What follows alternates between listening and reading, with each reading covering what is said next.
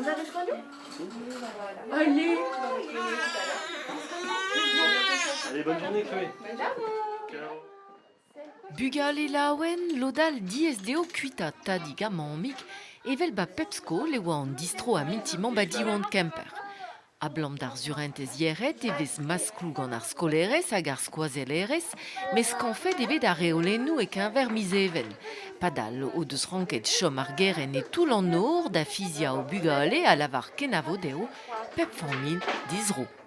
Avec un verre finarin fina, oa ket tu tosta deus ar vugale, oa ket tu eskem ar c'hoarioù a tout padal vraiment possup. Ben ar fin ar condition nou vid ar vugale nin ket ken spontuzaze, mais de vid ar familiou non pas gelet don e barz ar las a zo un dra DSDO memestra.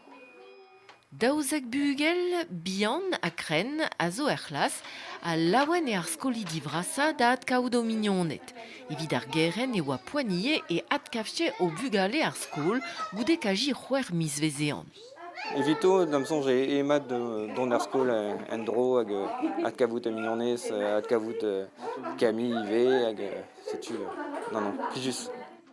Un tredeler eo krer gwen evit skol diwan kemper a pez a zo mat evit ar familloù o chom e kreiste kerben brogerne. Évident pe dres ar pez oa ezon, pe remont po bevañ benodet, neus e gure o kalz tostor vidon kentor genmont bet penard pe kermoger.